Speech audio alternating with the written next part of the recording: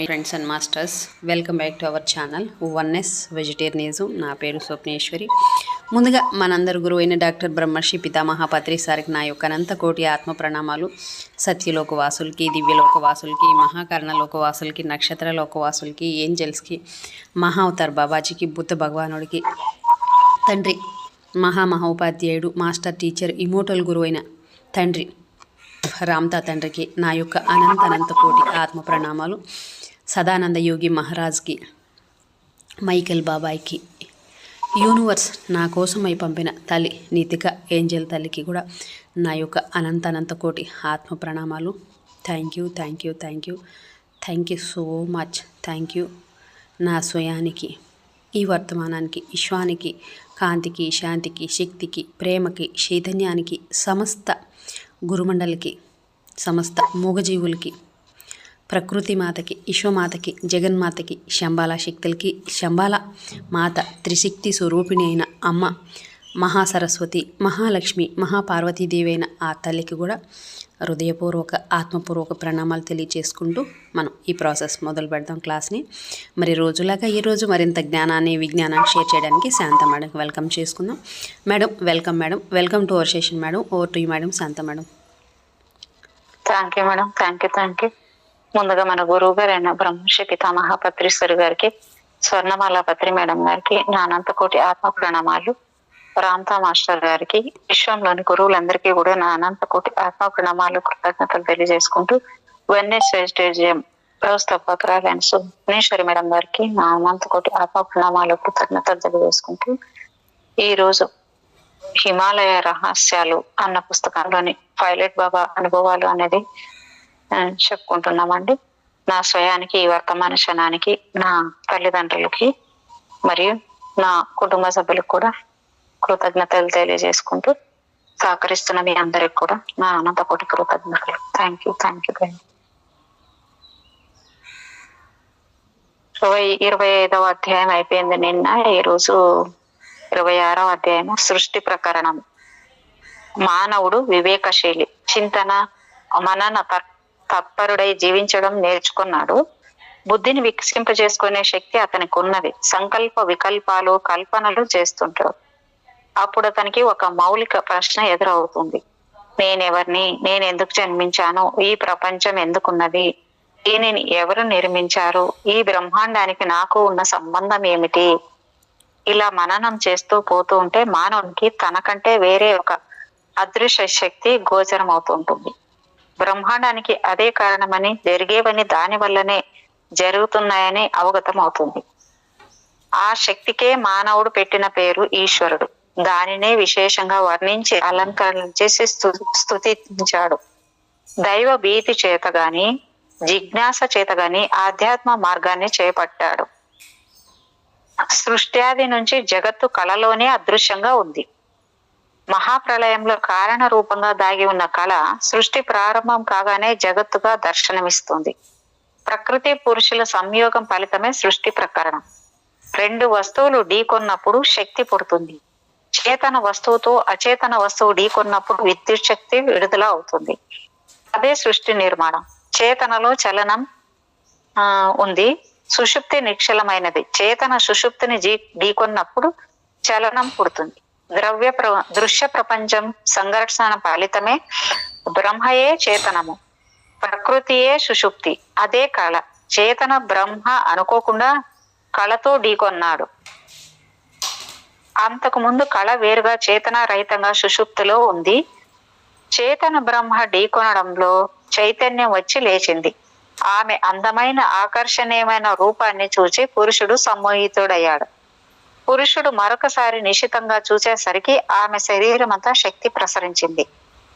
తర్వాత ఇద్దరు ఏకమై నడిచిపోయారు. విరాగం స్థానంలో రాజు మేడం చూడండి మేడం ఎలా ఉంది చూడండి మేడం. వినండి మేడం, అర్థం చేసుకున్నాను. అసలు చూడండి ఎలా సృష్టి మొదలైందో చూడండి, ఎంత అద్భుతంగా. అదే అంటే వర్ణన కూడా భలే చేసింటారు మేడం, ఎంత అద్భుతంగా. మొత్తానికి ఇది లేదు మేడం, ఇది మన ఏమంటాము, ఇది చైతన్యం, ఇది ఒక ఫ్రీక్వెన్సీ ఉంటుంది మేడం. ఇది ఎందుకంటే ఉమ్, యోగులది కదా ఇది ఒక ఫ్రీక్వెన్సీ ఉంది. ఇది మైండ్ పనిచేయ ఇక్కడ ఫ్రీక్వెన్సీతో చేయబడింది ఇది. ఉమ్. Okay madam, okay. అంటే పురుషుడు మరొకసారి నిశ్చితంగా చూసేసరికి ఆమె శరీరం అంతా శక్తి ప్రసరించింది. అంటే ఇప్పుడు ఆ పురుషుడు నిశ్చితంగా చూసేసరికి అంటే ఆయన ఇంట్రెస్ట్ చూపించాడు కాబట్టి ఇక్కడ శక్తి ప్రసరణ జరిగింది కదా మేడం? అవును మేడం, అంటే నిజం. ఇటు ఎనర్జీ మేడం. ఇప్పుడు స్త్రీ పురుషుడికి ఎనర్జీ, పురుషుడు స్త్రీకి ఎనర్జీ, శక్తి రెండు కలిస్తేనే కదా ఏది తప్పు. ఇప్పుడు ఈ మైండ్ వచ్చేసి నేను మొగాను ఆడని ఇవి వచ్చేసింది తప్ప. పురుషుడు తప్పు, స్త్రీ గొప్ప, స్త్రీ గొప్ప, పురుషుడు తక్కువ అని కాదు. పురుషుడు ఇప్పుడు సపోజు అందము అందము అందం అంటే నువ్వు అందంగా ఉండవని చెప్తేనే నేను అందంగా ఉన్నాను అనుకుంటాను కదా. చెప్పేవాడు ఒకడు ఉండాలి కదా, నువ్వు ఉన్నావు అని చెప్పేసి ఇలా ఉన్నావు అని. బాగా చక్కగా చాలా మంది భౌతికంలో చెప్పుకుంటే చాలా మంది బాగా రెడీ అవుతుంటారు. ఎంత రెడీ అయినా నువ్వు చాలా బాగుంది అనేవాళ్ళు లేకపోతే ఒక ఏం ఇంట్రెస్ట్ ఉంటుంది. అర్థమైందా మేడం? అదే కదా, చెప్పేవాళ్ళు లేనప్పుడు ఇంట్రెస్ట్ ఏముంటుంది అలా ఉండాలని. అలా అనేకొద్దు అవునా నేను బాగున్నానా ఇంకా రెడీ అవుతారు. అర్థమైంది కదా మేడం?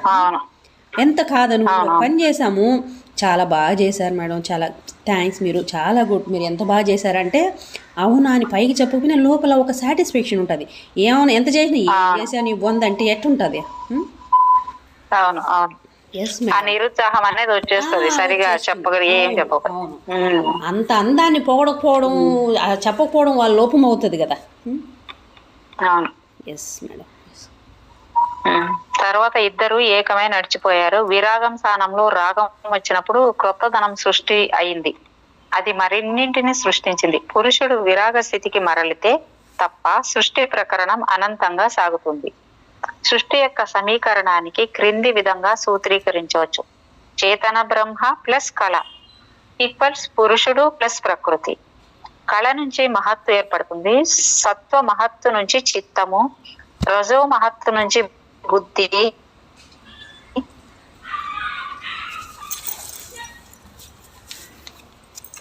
సూక్ష్మ ప్రాణము, సూక్ష్మ ప్రకృతి, అన్ని మండలాల యొక్క అంతర్ముఖము ఆత్మకు ఆవాసం.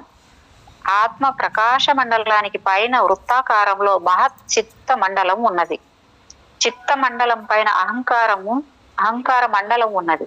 దానిపైన సూక్ష్మ ప్రాణమండలము, దానిపైన ప్రకృతి మండలము ఉన్నాయి. అన్ని మండలాలను తనలో నిలుపుకొని బ్రహ్మ మండలం చివరికి వస్తుంది. దాన్ని ఆకాశ మండలం అని పిలుస్తారు.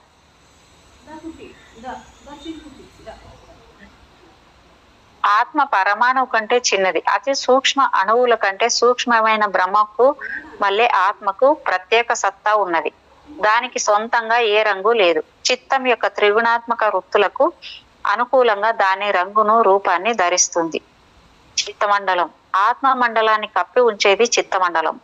అది అతి ప్రకాశవంతమైన కాంతితో వెలుగుతూ తెల్లగా ఉంటుంది. అది హృదయాకాశంలో ఆనందమయ కోశం యొక్క అంతర్గత జ్ఞానానికి ప్రతీక. ఈ చిత్తమండలంలో వృత్తి రూపమైన తరంగాలు ప్రవహిస్తూ ఉంటాయి. సాగరంలో అలలు పైకి లేచి మళ్ళీ అందులోనే విలీనమైనట్లుంటాయి. ఈ వృత్తి తరంగాలు ఇవి సంస్కారాలను జాగృతం చేస్తాయి. సాత్విక గుణము అధికంగా ఉంటే చిత్తం తెల్లగా, స్వచ్ఛంగా, పారదర్శకంగా ఉంటుంది. రజోగుణం ఎక్కువైతే అతి చంచలం అవుతుంది. మేడం ఇక్కడ గుణాలు మనము పరీక్ష చేసుకోవచ్చు. సాత్విక గుణం వింటున్నారా మేడం?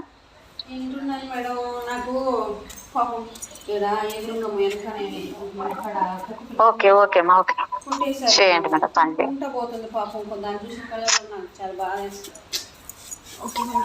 ఓకే. స్వచ్ఛందంగా, పారదర్శకంగా ఉంటుంది. రజోగుణం ఎక్కువైతే అతి చంచలం అవుతుంది.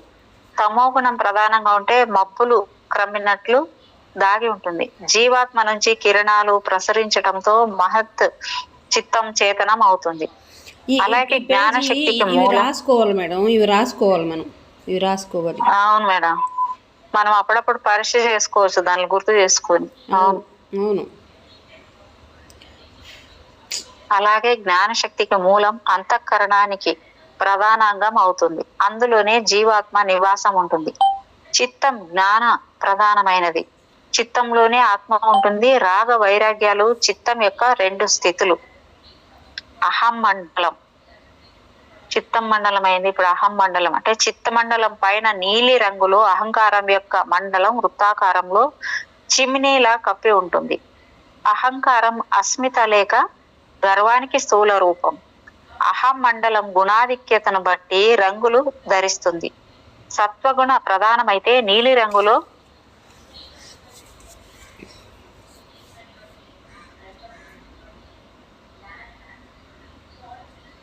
మేడం ఇది కొంచెం ఏదో టచ్ అయితే 24 దీనికి వెళ్ళిపోయింది మేడం. ఓకే వచ్చిందండి.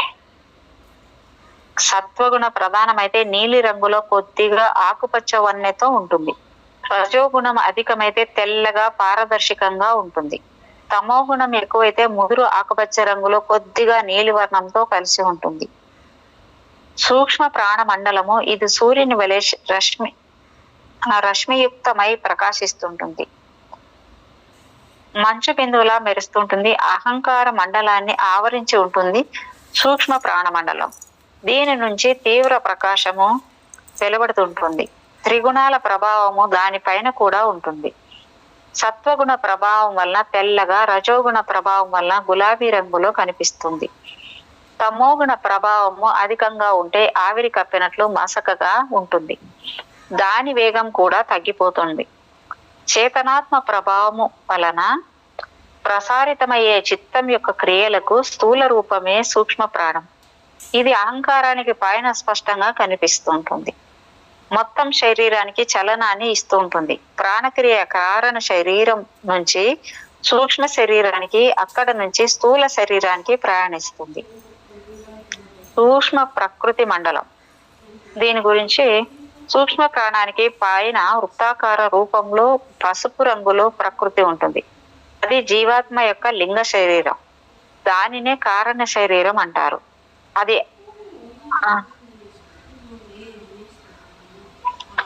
అది అనవతరం జీవాత్మతోనే ఉంటుంది. అన్ని మండలాలు దాని గర్భంలోనే ఉంటాయి. దాని సంస్కార రూప వాసనలు ఎప్పుడు జీవాత్మను అట్టి పెట్టుకుని ఉంటాయి. ప్రళయంలో కూడా వాసనలు నశించవు. ఎందుకంటే జీవుడు మరణించడానికి ఇష్టపడడు. సదా జీవితేచ్ఛ ఉంటుంది. ఈ ప్రపంచంలో ఎల్లకాలం ఉండాలనుకుంటాడు. అనుకూల స్మృతుల ద్వారా సంస్కార ప్రకృతిలో సంబంధం కలిగి ఉంటుంది. చైతన్యం ప్రాప్తించడంతోనే భోగాల వెంట పరుగులెత్తుతుంది. బ్రహ్మమండలం గురించి అన్నిటికంటే పైన ఉంటుంది. బ్రహ్మమండలం అన్ని మండలాలు దాని పరిధిలోనే ఉంటాయి. బ్రహ్మ సర్వ వ్యాపకుడు, సర్వకాలికుడు, సర్వదేశీయుడు అయినప్పటికీ హృదయాకాశంలో బ్రహ్మమండలం సూక్ష్మ రూపంలో వ్యవస్థితమై ఉంటుంది. హృదయాంతర్గతమైన ఆకాశాన్ని దర్శించడానికి ప్రకృతి మనకు శక్తినిచ్చింది. బ్రహ్మ ఒక్కటే. ఆకాశంలో శూన్యం వ్యాప్తమై ఉన్నట్లుగా బ్రహ్మ మండలీయ అంతఃకరణంలో బ్రహ్మ వ్యాపించి ఉన్నాడు. బ్రహ్మ అవ్యక్తంగా ఉన్నాడు. ఆయనకు రంగు ఏదీ లేదు. స్వచ్ఛమైన శ్వేతవర్ణంలో కనిపిస్తాడు. ఆనంద కోశంలోని కారణ శరీరంలో బ్రహ్మను దర్శించవచ్చు.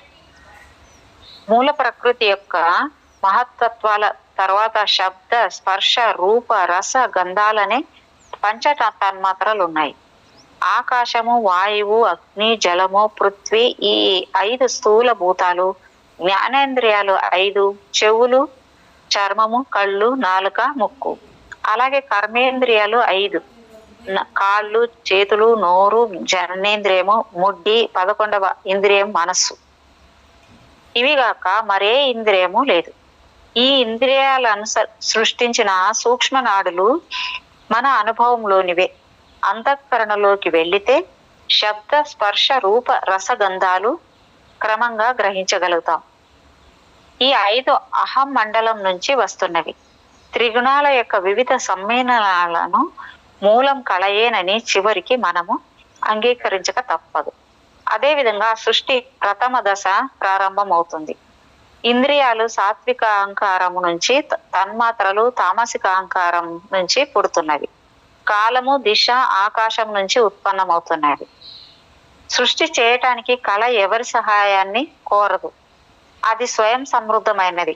కళ యొక్క ప్రతిబింబము జీవునిపై పడినప్పుడు జీవుడు దాని ప్రభావానికి గురి అవుతాడు. త్రిగుణాల వలన తానే కర్తను భోక్తను అనుకుంటాడు. తన దివ్యావాసానికి దూరం అవుతాడు. సంసారానికి బంధితుడవుతాడు. సంసార బంధం నుంచి ముక్తి కలిగించడానికి కళ నిర్విరామంగా కృషి చేస్తుంది. ఒక శరీరం నుంచి మరొక శరీరంలోకి పయనించడానికి సూక్ష్మ శరీరం ఉపకరిస్తుంది. సూక్ష్మ శరీరం స్వతంత్రంగా ప్రాపంచిక భోగాలను అనుభవించలేదు. అందువలన అది స్థూల శరీరంపై ఆధారపడుతుంది. అది క్రమంగా ఉన్నత స్థితికి పురోగమించి స్వస్వరూప జ్ఞానాన్ని పొందినప్పుడు నిశ్చలమైపోతుంది. ఆ స్థితి నుంచి చివరికి జీవునికి ముక్తి లభిస్తుంది. విశుద్ధ మహత్ సత్యం నుంచి సమిష్టి చిత్త నిర్మాణం జరుగుతుంది. దాని చిన్న అంశమైన వ్యష్టి చిత్తము జీవాత్మ యొక్క క్రియాత్మక రూపం. కాబట్టి వ్యష్టి చిత్తానికి ఉపాదాన కారణం సమిష్టి చిత్తం. మహత్తు రజస్సుతో కలువగా ఉత్పన్నమయ్యే తత్వం బుద్ధి, సమిష్టి బుద్ధి. జీవుని బుద్ధి సమిష్టి బుద్ధి యొక్క అంశమే. మహత్తు తమస్సుతో కలువగా సమిష్టి అహంకారం ఉత్పత్తి అవుతుంది. అది 3 విధాలుగా ఉంటుంది. సృష్టి అహంకారము సమిష్టి అహంకారంలో ఒక అంశం. సమిష్టి అహంకారము త్రిగుణాత్మకంగా పరిణామం చెందుతుంది. తాత్విక అహంకారం నుంచి పంచ జ్ఞానేంద్రియాలు, రాజస అహంకారము నుంచి పంచ కర్మేంద్రియాలు వస్తున్నాయి. సత్వ రజో గుణాల నుంచి ఉభయాత్మకమైన మనసు ఉత్పత్తి అవుతుంది. ఉభయాత్మకమవటం వల్ల అది జ్ఞానేంద్రియాల చేత కర్మేంద్రియాల చేత పని చేయించగలుగుతుంది. తామస అహంకారం నుంచి పంచ తన్మాత్రలు ఉత్పన్నం అవుతాయి. పంచ తన్మాత్రల త్రిగుణ స్వభావం వలన సూక్ష్మ శరీరం నిర్మాణం అవుతుంది. దివ్య విషయాలను గ్రహించగలుగుతుంది. మనస్సు బుద్ధి దశేంద్రియాలు కలిసి సూక్ష్మ శరీరం ఏర్పడుతుంది. జ్ఞాన విజ్ఞానాలన్నింటినీ గ్రహించే శక్తి దానికే ఉంది. సూక్ష్మ శరీరం యొక్క సాత్విక తన్మాత్రల నుంచి దేవతలు, మనుష్యులు, పశుపక్షాదులు ఉత్పన్నం అవుతాయి. వానిలో సత్వ రజో స్తమో గుణాది అంతర్భేదాలు ఉంటాయి. సూక్ష్మ శరీరం సంకోచ వ్యాకోచాలు చెందగలవు. రజోగుణ ప్రధానమైన తన్మాత్రలు సూక్ష్మ భోగాలను అనుభవించగలవు. మిగతా గుణాలు అందుకు సహకరిస్తాయి. తమో ప్రధానమైన తన్మాత్రల ద్వారా స్థూల మహాభూతాల సృష్టి జరుగుతుంది. దేవతలు, మనుష్యులు, గంధర్వుల శరీరాల నిర్మాణానికి కారణమైన పంచ మహాభూతాలలో సత్వగుణం అధికంగా ఉంటుంది. రజస్తమో గుణాలు స్వల్పంగా ఉంటాయి. రజస్తమో గుణాలు అధికంగా ఉన్న మహాభూతాల నుంచి పశువులు, పక్షులు మొదలైన జీవరాశులు నిర్మాణం అవుతాయి. తమో గుణం అధికంగా ఉన్న మహాభూతాల నుంచి భూమి, గ్రహాలు, ఉపగ్రహాలు ఏర్పడతాయి. వీటిలో నివాసం ఉండేవారే జీవులు. జీవులు 3 రకాలు: దేవయోని, తిర్యక్ యోని, నరయోని. బ్రహ్మ, ప్రజాపతి, ఇంద్రుడు ఆదిగా గల దేవతలు. అర్థమైందా మీకు? మేడం, అది మనం ఎలా ఉన్నాము అనేది దాన్ని బట్టి అర్థం అవ్వాలి కదా. ఈ ఊరు ఏమేమిటి అనేది మన స్థితి బట్టి ఉంటుంది. అదే అదే మళ్ళీ చెప్పండి. అంటే ఇక్కడ మళ్ళీ చెప్పాలి దీన్ని. మళ్ళీ చెప్పండి మేడం. అంటే ఇప్పుడు తమో గుణము అధికంగా ఉన్న మహాభూతాల నుంచి భూమి, గ్రహాలు, ఉపగ్రహాలు ఏర్పడతాయి. వీటిలో నివాసం ఉండేవారే జీవులు. జీవులు 3 రకాలు: దేవయోని, తిర్యక్ యోని, నరయోని. బ్రహ్మ, ప్రజాపతి, ఇంద్రుడు ఆదిగా గల దేవతలు, యక్షులు, రాక్షసులు దేవయోనికి చెందినవారు. పక్షులు, జంతువులు, పాములు మొదలైన జంతు జాలమంతా తిర్యక్ అంటే ఇక్కడ తిర్యక్ యోని నుంచి జన్మిస్తాయన్నమాట. మనుషులు నరయోనికి చెందినవారు. మనుషులకు ఒకటి సపరేట్ మేడం. ఇవి చాలా వచ్చాయి. ఇప్పుడు ఇక్కడ దేవయోని అంటే బ్రహ్మ, ప్రజాపతి, ఇంద్రుడు, ఆది దేవతలు అందరూ, ఆదిగా గల దేవతలందరూ, యక్షులు, రాక్షసులు కూడా దేవయోనికి చెందిన వారే మేడం. కానీ ఇక్కడ ఇంకా ఒకటి ఉంటుంది. ఇంకా ఒకటి అంటే దీంట్లో కాకపోవచ్చు, ఈ హయ్యర్ నాలెడ్జ్, స్పిరిచువాలిటీలో అసలు ఈ ఫిజికల్ ఈ ప్లానెట్ పైనే ఫిజికల్గా ఒక జీవితోటి సంతానోత్పత్తి, కానీ అయ్యర్ తలాలంతా అలా లేకుండా సంతానోత్పత్తి జరుగుతుంది, అలా సంబంధం లేకుండా సంతానోత్పత్తి జరుగుతుంది. దానికే అంటారు ఏంజల్స్ వాళ్ళు ఉన్నారు కదా, అలా అలా అలా పుట్టరు. అర్థమవుతుందా మేడం? ఫిజికల్ రిలేషన్తో పుట్టరు. ఇప్పుడు దేవతలు వాళ్ళందరూ కూడా ఇప్పుడు కాదు మేడం, ఇప్పుడు ఏంజల్స్ వాళ్ళంతా సశరీరంగా వెళ్ళిన తర్వాత వాళ్ళకి కావాల్సిన జన్మలు వాళ్ళు అలాగే ఎంచుకుంటే వాళ్ళకి అలాగే వచ్చింటది కదా. కానీ వాళ్ళు అవును మేడం, అవును. ఇప్పుడు కోరికతోని మొదలవుతుంది తప్ప, కానీ ఆ సంకల్పం, కోరిక అంటే సంకల్పం, దాంతో మొదలవుతుంది తప్ప, ఆ సంకల్పంతో మొదలవుతుంది జీవితం తప్ప ఏ తల్లి గర్భం తండ్రి గర్భం ఎంచుకొని వాళ్ళ ద్వారా రావాల్సిన అవసరం లేదనమాట. అందుకే దాని గురించే ఒక వెబ్ సిరీస్ కూడా పెట్టింటారనమాట, చేసింటారు. దానికి అర్థం అవడం కోసమే ఈ భూవాసులందరూ మీరంతా శరీరం సంపర్కంతో బిడ్డలు కంటారు, మాకు అవసరం లేదు, వాళ్ళకి ఫ్యామిలీస్ ఉంటాయి. ఇప్పుడు మనకు సోల్ ఫ్యామిలీస్ అంటాం కదా, అలా సోల్ ఫ్యామిలీస్ వాళ్ళవి. తల్లి తండ్రి అంటే సోల్ తల్లి తండ్రి, మనలాగా కన్న వాళ్ళు అట్లా కాదనమాట. కాబట్టి దానికే మనకు చెప్పారు సింబాలిక్. కృష్ణుడు అంటే కృష్ణుడు ఇన్ని వేల మంది భార్యలు అంటే అన్ని వేల మందితో సంభోగం చేశాడని కాదు అక్కడ. ఆయన అసలు ఏకపత్ని వ్రతుడు చెప్పాలంటే కృష్ణుడు. ఇప్పుడు నెమలి ఉంటుంది, నెమలి సంభోగంతో బిడ్డలు కంది కదా. అన్ని జీవరాశిలో నెమలి ఒకటే అలాగా ఉండదు మేడం. చూడండి, ఏ సంభోగం లేకుండా బిడ్డలు కంటుంది కన్నీటితోటి.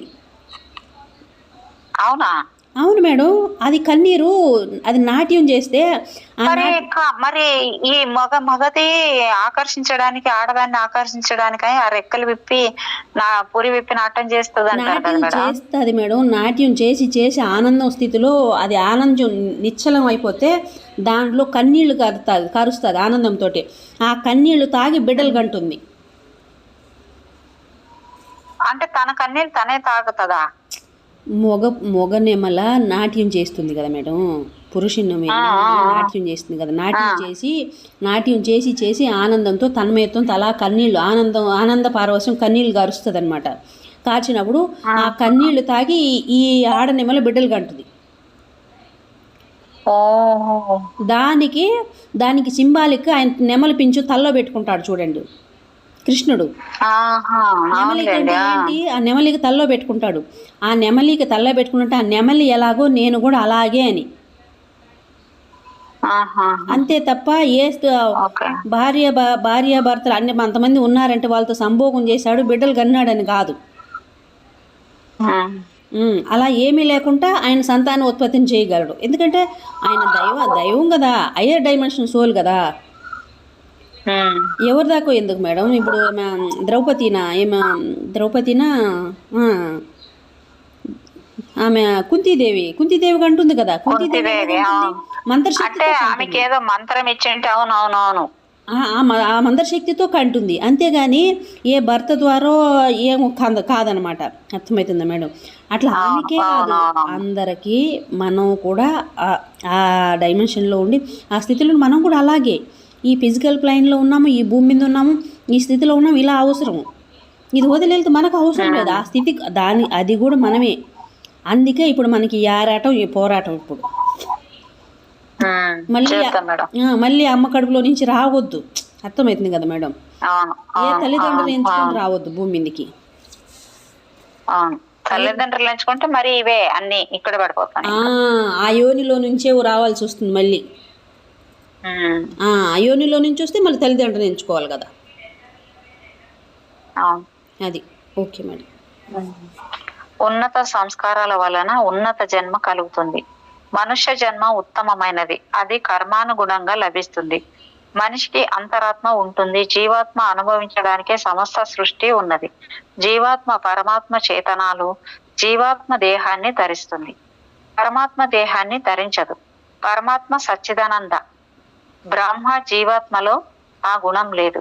జీవాత్మ చిద్రూప చైతన్యమే గాని ఆనంద రూపం కాదు. ఎందుకంటే దేహంతో బంధించబడి సుఖ దుఃఖాలను అనుభవించవలసి ఉంటుంది. అఖిల బ్రహ్మాండంలో లోకాంతరాలు ఉన్నాయి. లెక్కలేనంత మంది సూర్యులు చంద్రులు ఉన్నారు. ఆ లోకాల్లో భిన్న భిన్న తత్వాలు గల జీవులు ఉన్నారు. భారత భూమి భగవంతుడికి దేవతలకు క్రీడా స్థలం అని చెప్పబడుతున్నది. అనేక పర్యాయాలు పరమ బ్రహ్మ మా మనుష్య రూపంలో ఈ పావన పవిత్ర భూమిపై అవతరించి తన లీలలను ప్రదర్శించి చూపాడు. హిమాలయం ఋషులకు మునులకు తపోభూమి.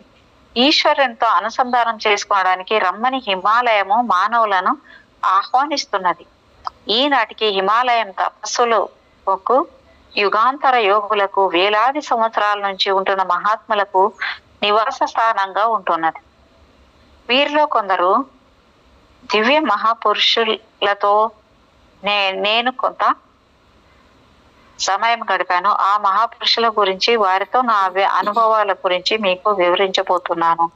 దాని వలన చింతనాశీలురై సత్యపథంలో నడిచి ప్రయోజనం పొందుతారని ఆశిస్తున్నాను. ఇక్కడతో 26వ అధ్యాయం అయిపోయింది. 27వ అధ్యాయము బాబా గోరఖనాథ్. కాలం ఎవ్వరి కోసము ఆగదు. ఆకస్మికంగా సంఘటనలు జరిగినప్పుడు ఏదో క్రొత్తది కనపడుతుంది. మనిషి ధనానికి ఆకర్షితుడు కావటము మనం తరచూ చూస్తుంటాం. పాత దానిపై ఆసక్తి చూపుడు. ప్రకృతి నిరంతరం ఏదో క్రొత్తదనాన్ని సృష్టిస్తూ పాతదాన్ని నశింపజేస్తూ ఉంటుంది. మనిషి కూడా ఈ ప్రకృతి సూత్రాన్ని ప్రకృతిని అనుకరిస్తాడు. నేను కూడా పాతదాన్ని నాశనం చేసి కొత్తదాన్ని సృష్టిస్తున్నాను. నేటిని అంతమొందించి రేపటిలో ప్రవేశించడానికి ప్రయత్నిస్తున్నాను. మానవులందరూ ఇదే పని చేస్తున్నారు. నేడున్న భవనంపై నూతన భవిష్యత్తును నిర్మించాలని చూస్తున్నారు. నాకు వారికి స్వల్ప భేదమే ఉంది. నేను భూత భవిష్యత్ వర్తమానాల్లో జీవిస్తున్నాను. నాలో మార్పు లేకుండా అలాగే ఉంటాను. ప్రకృతి నియమాలు నన్ను శాసించలేవు. నేను వాటికి అతీతుడిని. యోగి గోరఖ్నాథ్ పుణ్యభూమిలో నా పాత జ్ఞాపకాలన్నీ పెళ్ళుకి పైకి వచ్చాయి. గోరఖ్పూర్ లోని ప్రసిద్ధ దేవాలయానికి మేము చేరేసరికి రాత్రి పొద్దుపోయింది.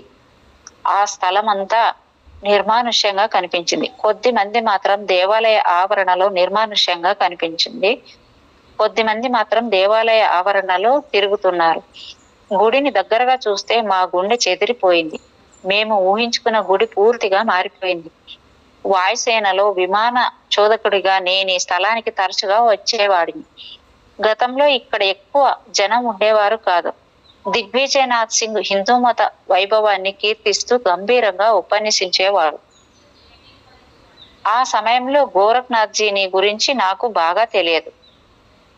అయినప్పటికీ ఆయన నాకు సన్నిహితుడుగా భావించేవాడిని. ఆయన నా జీవితంలో విడదీయరాని భాగం అయిపోయాడు. ఈ అదృశ్య బంధమే నన్ను గోరఖ్పూర్ను తరచుగా దర్శింపజేసింది. మేము చిన్న విమానంలో నేపాల్ వెళుతుండగా వాతావరణం బాగుండగా గోరఖ్పూర్లో ఆకస్మికంగా దిగవలసి వచ్చింది. బహుశా మహాయోగి వాతావరణాన్ని మార్చి తన తపోభూమికి మేము వచ్చేటట్లు చేశాడు. ఇది జరిగినప్పుడు నేను బాబా చెప్పినట్లు యోగ మార్గంలో ప్రవేశించి ఉన్నాను. యోగిగా అది గోరఖ్పూర్కు నా మొదటి యాత్ర. చాలా కాలం తర్వాత లండన్ నుంచి నా స్నేహితుడు ఆల్ఫ్రెడ్ నన్ను చూడడానికి వచ్చాడు. మేమిద్దరము బాల్య స్నేహితులం. బ్రిటిష్ వారి పాలనా కాలంలో అతడి తండ్రి ఒక ఉన్నతాధికారిగా భారతదేశంలో ఉండేవాడు. ఆల్ఫ్రెడ్ అతని ఏకైక పుత్రుడు. మేమిద్దరము కలకత్తాలోను డార్జిలింగ్ లోను కలిసి తిరిగాం. పెద్దయ్యాక అతడికి బౌద్ధ మతం ముందు ఆసక్తి కలిగింది. బోధితత్వాన్ని గురించి బాగా తెలుసుకోవడానికి భారతదేశం వచ్చి తర్వాత నా వద్దకు వచ్చాడు. నా దగ్గర యోగాన్ని గురించి తెలుసుకోవాలనుకున్నాడు. మా నేపాల్ యాత్ర ప్రధానంగా బౌద్ధాన్ని గురించి అన్వేషణ చేయటానికే కానీ అనుకోకుండా గోరఖ్పూర్ వచ్చాం.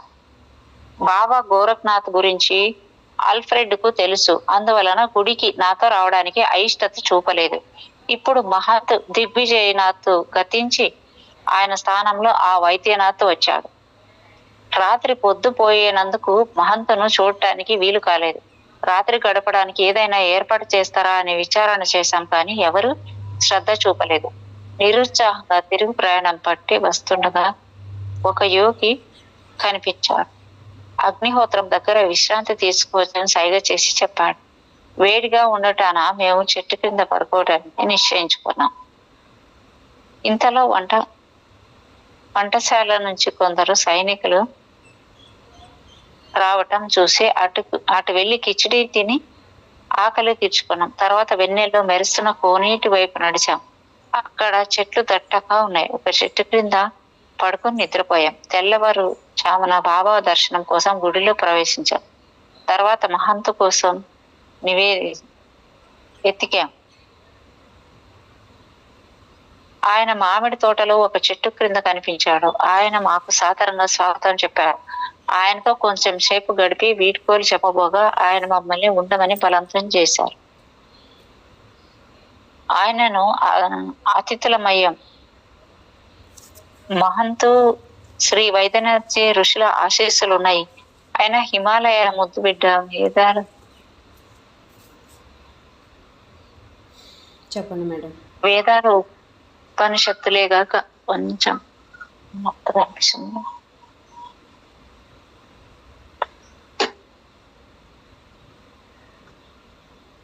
వేదాలు ఉపనిషత్తులే కాక సమకాలిక సాహిత్యం కూడా బాగా చదువుకున్న పండితుడు ఆయన.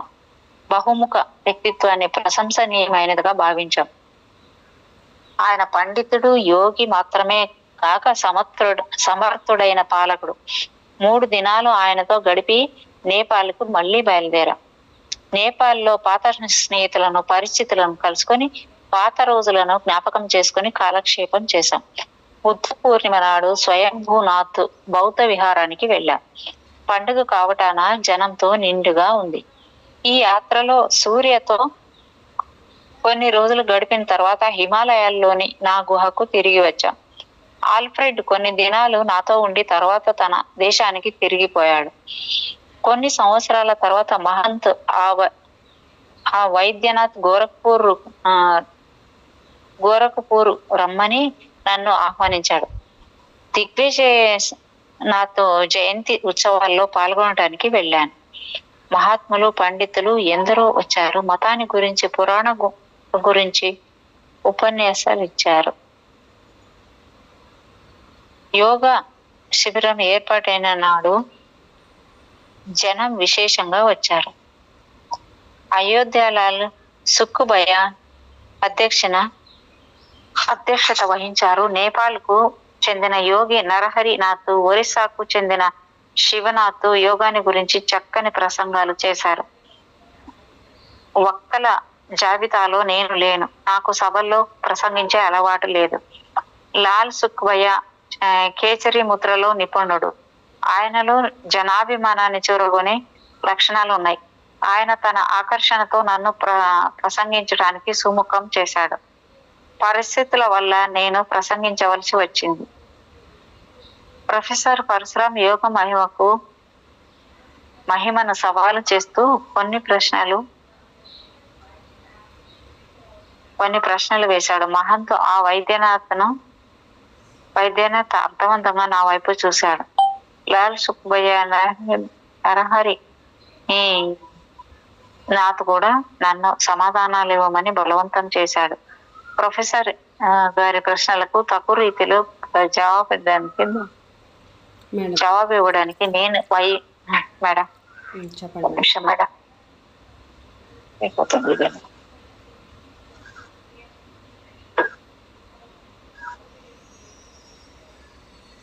ప్రొఫెసర్ గారి ప్రశ్నలకు తగు రీతిలో జవాబు ఇవ్వడానికి నేను వేదికపైకి వెళ్ళాను.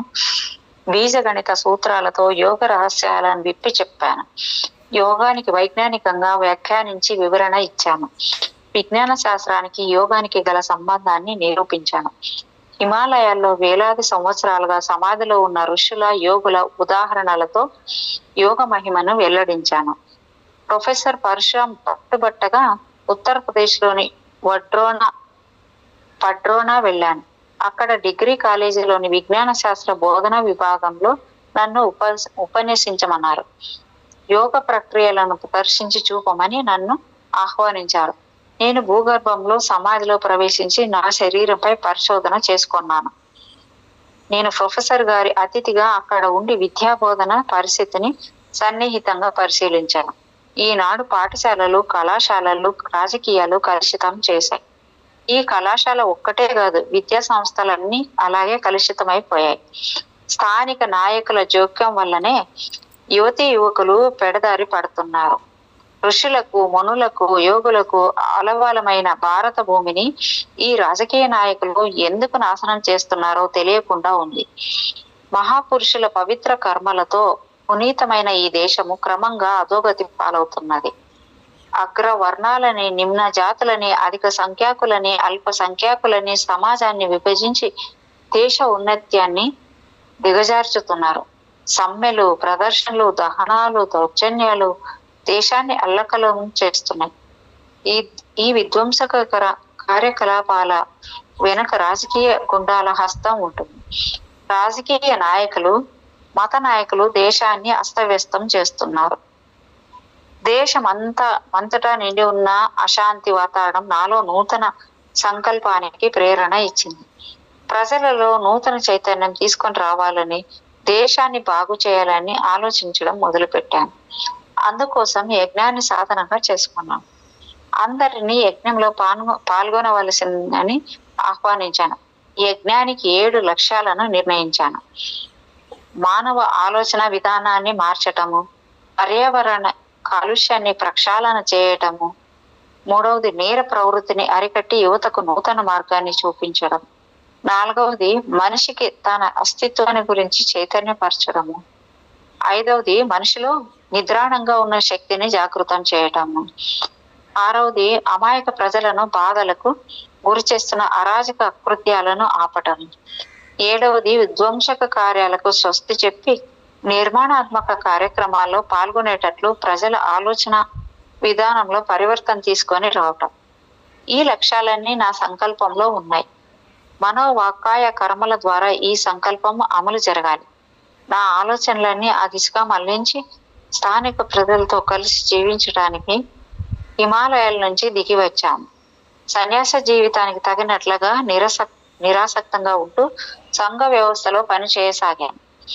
ఎక్కడెక్కడో దూర ప్రాంతాల నుంచి పురుషులు, స్త్రీలు పడ్రోనా రావటం మొదలు పెట్టారు. వారి సమస్యలను వినిపించారు. వ్యక్తిగతమైనవి, సాంఘికమైనవి, మత సంబంధమైనవి రకరకాల సమస్యలను పరిష్కరించాను. అసాధ్యమైన దీర్ఘ రోగాలైన అధిక రక్తపోటు, మధుమేహము, గుండె జబ్బులు, క్యాన్సరు, జీర్ణకోశ వ్యాధులు మొదలైన వాటిని యోగం ద్వారాను, పువ్వుల ద్వారాను నయం చేశాను. నా పద్ధతులు వారికి ఆశ్చర్యాన్ని కలిగించాయి. అందరూ వాటిని గురించి చర్చించుకోవటం మొదలు పెట్టారు. సమాధిని గురించి, యజ్ఞాన్ని గురించి అనుకూల ప్రతికూల భావాలు వెదజల్లారు. ఇప్పుడు అన్ని జీవిత తరంగాల్లోనూ విజ్ఞాన శాస్త్రం జోక్యం చేసుకోవటం కనిపిస్తుంది. మేధావులు విజ్ఞాన శాస్త్రానికి ఇచ్చిన విలువను మనిషికి ఇవ్వటం లేదు. వారి అభిప్రాయంలో మనిషి తప్పు కావచ్చు కానీ విజ్ఞాన శాస్త్రంలో దోషం ఏముండదు. అందువల్లనే యంత్రానికి ఇచ్చిన విలువ మనిషికి ఇవ్వటం లేదు. మనిషిలోని శక్తి మరుగున పడిపోయింది. అన్నిటికీ విజ్ఞాన శాస్త్రాన్ని ఆశ్రయిస్తున్నారు.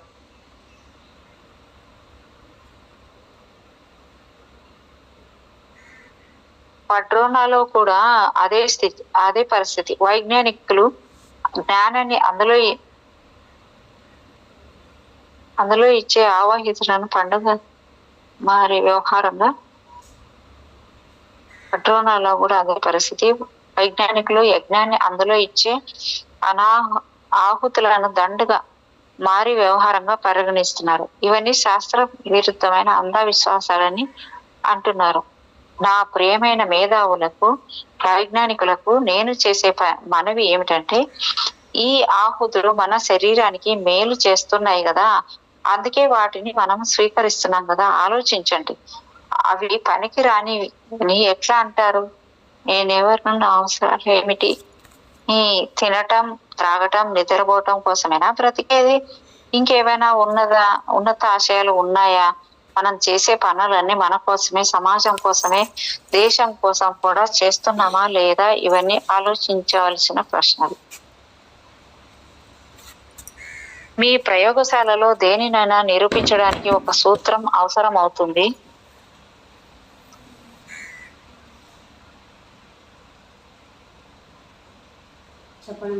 ఆ సూత్రాన్ని వ్యక్తం చేయడానికి శబ్దాలు కావాలి. ఆ శబ్దాలు సూత్రానికి ఉద్వేగాన్ని, వేగాన్ని ఇచ్చి అర్థం చేసుకోవడానికి తోడ్పడతాయి.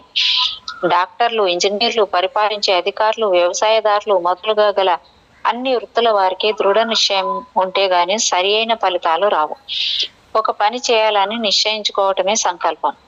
ఆ సంకల్పాన్ని వ్యక్తం చేయటానికి శబ్దాలు కావాలి. ఆ శబ్దాలు సరళమైన భాషలో ఉంటాయి. శబ్దాలే మంత్రాలే సూత్రాలు. కాబట్టి మీరు మంత్రాలకు అతీతులు కారు. ఆహుతి ఇవ్వటానికి మంత్రాలను ఉపయోగిస్తాం.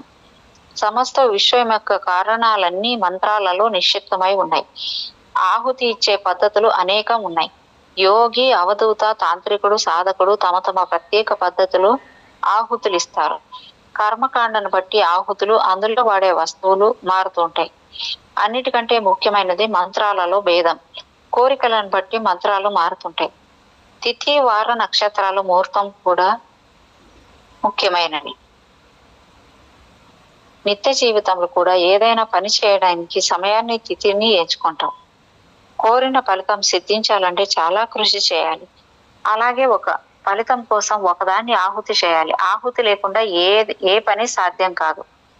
సూత్రాలు, మంత్రాలు ఒక్కటే. హవన కుండం వేరువేరు ఆకారాలలో, ప్రమాణాలలో ఉంటుంది. దాన్ని ప్రయోగశాలలో పోల్చవచ్చు. మంత్రాలు ఉచ్చరిస్తూ ఆహుతులు ఇవ్వడం ఒక కార్యసిద్ధికి సంకేతం. వ్యవసాయదారుడు విత్తనాలు ఆహుతి ఇచ్చే ముందు పొలాన్ని దున్ని పదును చేసి పెడతాడు. అలాగే ఆహుతి ఇచ్చే ముందు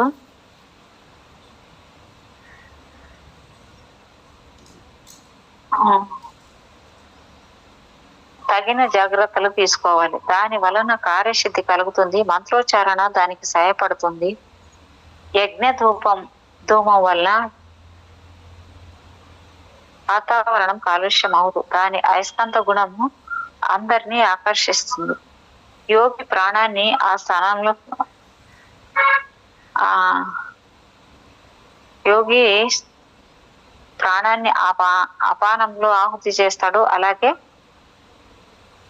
ఆపానాన్ని ప్రాణంలో ఆహుతి చేస్తాడు. యోగి తాంత్రికుడు, మాంత్రికుడు, జన కళ్యాణాన్ని కాంక్షిస్తున్నాడు.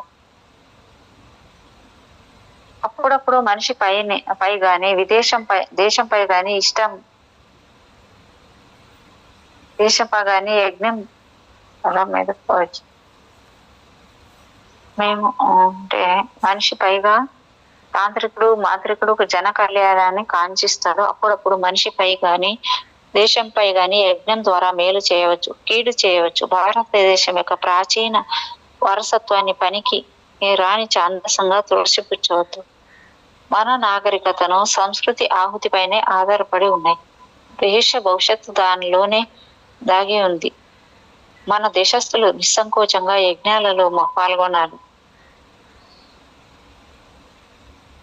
ఆహుతులు ఇవ్వాలి. ఎవరో మోసం చేశారని యజ్ఞంపై విశ్వాసాన్ని కోల్పోవద్దు. మోసగాడు తగిన ప్రతిఫలం అనుభవిస్తాడు. యజ్ఞాలు అనేక రకాలు. సాత్విక యజ్ఞాలు మాత్రమే చేయాలి. యజ్ఞాలలో సాత్విక యజ్ఞము లేక వైదిక యజ్ఞము అంటే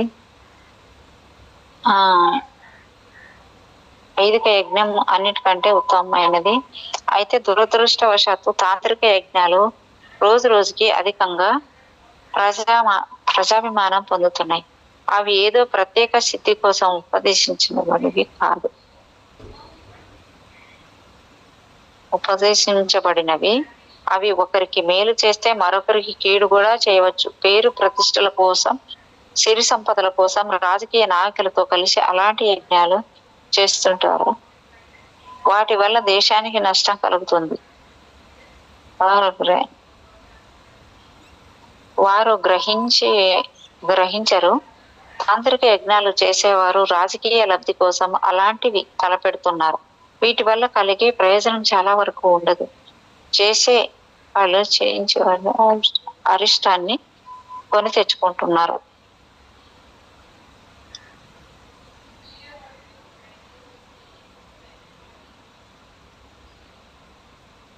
నేను టిబెట్ కు చెందిన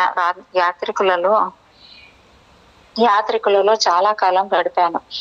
వారు వీటికి దూరంగా ఉండమని నాకు హితవు చెప్పారు. వాటిలో దాగి ఉన్న ప్రమాదాన్ని గురించి హెచ్చరించారు. నేను అదే పనిగా వేడుకొని తాంత్రిక రహస్యాలను వారి వద్ద నేర్చుకున్నాను. అనుభవం కోసం కొన్ని ప్రయోగాలు చేశాను, కానీ వాటిని నేను స్వీకరించలేదు. నేను ఎప్పుడూ యోగిని, చివరి వరకు అలాగే ఉంటాను. తాంత్రిక యజ్ఞాలు చేసేవారు దుష్ట గ్రహ నక్షత్రాలను, దుష్ట శక్తులను ఆవాహన చేస్తారు. వాటి వల్ల తాత్కాలిక ఫలితాలు కలుగుతాయి. ఇంకా అధిక శక్తి గల యాత్రికుడు ఆ ఫలితాలను నిర్వీర్యం చేయగలడు. సాత్విక గుణం గల సాధకుడు తాంత్రిక క్రియలకు విరుగుడు చేయగలడు. అతడే గనక యోగి అయినట్లయితే తాంత్రికుడికి నీ అవలీలగా జయించగలడు. తాంత్రికులందరికీ నా విజ్ఞప్తి ఏమంటే, ఇటువంటి అరిష్టదాయకమైన అభ్యాసాలు మానివేయమని, వారి శక్తులను దేశహితం కోసం ఉపయోగించవలెనని కోరుతున్నాను. కలుషిత భావాలు కాలసర్పం వలె కాటేయక మానవు. ప్రతి తాంత్రికుడు మృత్యు సన్నిధిలో నిలబడి ఉన్నాడు. అతడు కాళిని ఆవాహన చేస్తాడు కాబట్టి సులభంగా బలైపోతాడు. పడ్రోనాలో నా సమాధి వలన నూతన చైతన్యం వచ్చింది. చట్ట విరుద్ధ కార్యకలాపాలు చాలా వరకు తగ్గిపోయాయి. సాధారణ ప్రజలు ఉపశమనం పొందారు. పేదలకు ధనికులకు మధ్య అంతరాలు క్రమంగా తగ్గిపోసాగాయి. పవిత్రమైన గంగా జలాలు తనతో కలిసే మురుగు కాలువలను శుద్ధి చేసుకుంటూ ప్రవహిస్తాయి. ఏ మతానికి, కులానికి, వర్గానికి చెందిన వారైనా స్వేచ్ఛగా అందులో మునగవచ్చు, శుద్ధి పొందవచ్చు. నేను గంగా నది ఇలా ప్రవహించడానికి ప్రయత్నించి శాంతి సామరస్యాల సమత్వ సందేశాన్ని ప్రజలలో వ్యాపింపజేస్తాను.